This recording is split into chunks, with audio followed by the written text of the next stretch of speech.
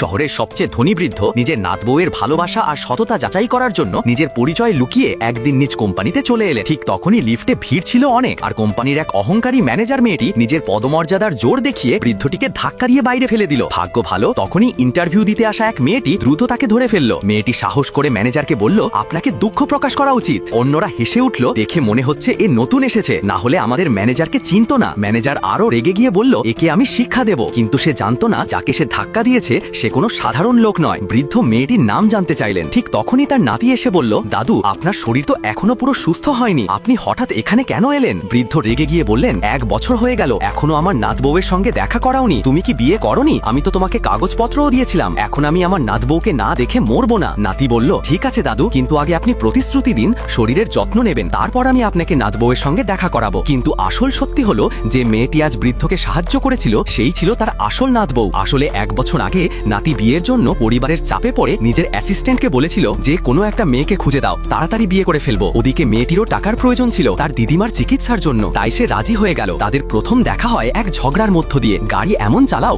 মরতে চাও? সরি, ভুল আমারই ছিল, ক্ষতি যা হয়েছে আমি দিয়ে দেব। সেই মেয়েকেই নাতির জন্য বেছে নেওয়া হয় এবং মেয়েটিও রাজি হয়ে যায়। বিয়ে শেষে তারা শুধু নম্বর বিনিময় করেছিল, তারপর আলাদা হয়ে গিয়েছিল। 1 বছর পর তারা ডিভোর্স নিতে যাচ্ছিল, কিন্তু দাদুর হঠাৎ ফেরা সবকিছু বদলে দিল। মেয়েটি ভেবেছিল এবার সে মুক্ত হবে, তাই ডিভোর্সের আগেই চাকরি খুঁজতে বেরিয়েছিল। আর তখনই ঘটে সেই লিফটের ঘটনা। দাদুকে খুশি করতে নাতি বলল, আমি আপনাকে নাতবউয়ের সঙ্গে অবশ্যই দেখা করাবো। দাদু বললেন, আজ আমি এক মেয়েকে দেখেছি, খুব ভালো, নাম সংশিনিং, ওকে কোম্পানিতে রাখো। নাতি বলল, দাদু, চাকরি তো যোগ্যতা দেখে দেওয়া হয়, যোগ্যতাই আছে তাই তো ইন্টারভিউ দিতে এসেছে, আর মনও ভালো, আমি ওকে পছন্দ করি। ঠিক আছে, আমি ওকে রাখবো। ইন্টারভিউ রুমে ডাক এলো, কে সংশিনিং? মেয়েটি বলল, আমি। কি কাকতালীয় ব্যাপার, এখন তো আমার বিপদ, তুমি চলে যাও। কেন? আপনি আমার রিজিউমও দেখেননি? দরকার নেই, তোমার মতো লোকদের এই কোম্পানিতে জায়গা নেই। আপনি শুধু প্রতিশোধ নিচ্ছেন কারণ আমি বৃদ্ধের পাশে দাঁড়িয়েছিলাম। হ্যাঁ, আমি তোমার বিপক্ষে, তো কি? আবার সুযোগ পেলে আমি আবারও বৃদ্ধের পক্ষেই দাঁড়াবো।